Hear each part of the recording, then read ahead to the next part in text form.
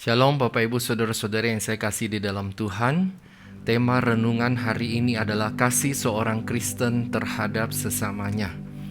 Bapak Ibu, saya teringat seorang jemaat suatu hari dia datang kepada hamba Tuhannya. Dia bertanya, "Pak, boleh nggak tahu kira-kira bagaimana sebagai orang Kristen kita mengasihi sesama kita?"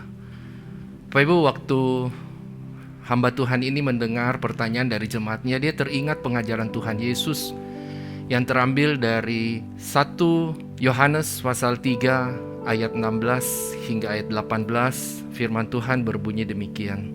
Demikianlah kita ketahui kasih Kristus, yaitu bahwa Ia telah menyerahkan nyawanya untuk kita.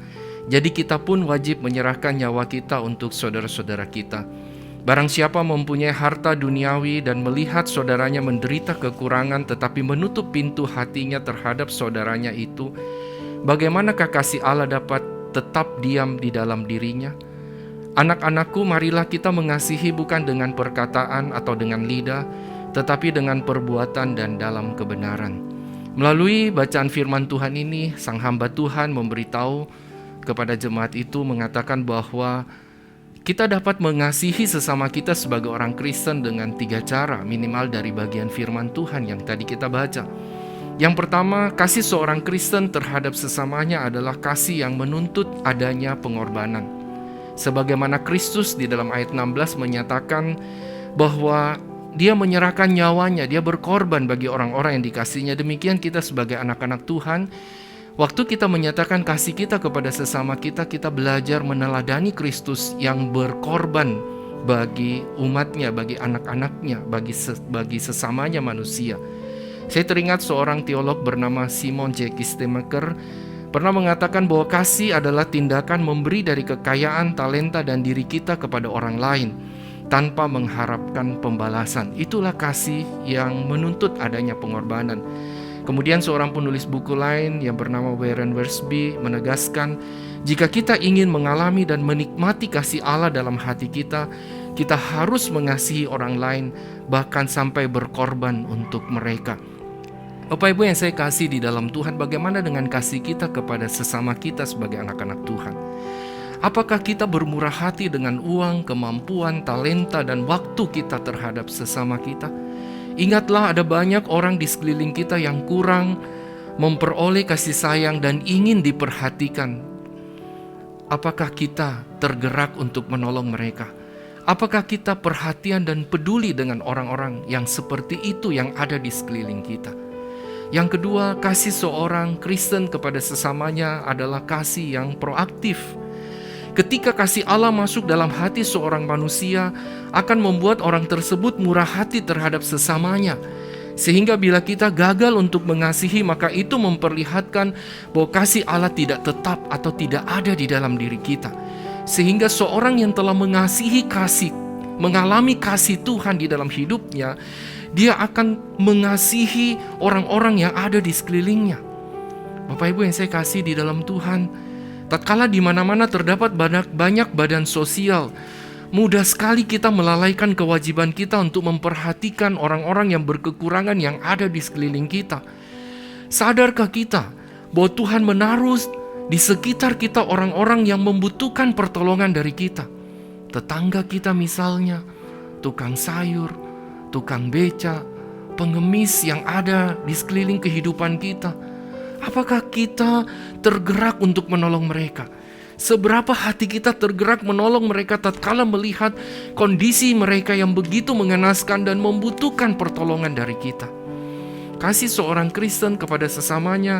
Yang ketiga adalah kasih dalam perbuatan dan kebenaran. Apa artinya Bapak Ibu? Mengasihi dengan perbuatan berarti melakukan sesuatu untuk memenuhi kebutuhan sesama kita. Jadi kata-kata saja tidak cukup, tapi harus dinyatakan di dalam perbuatan.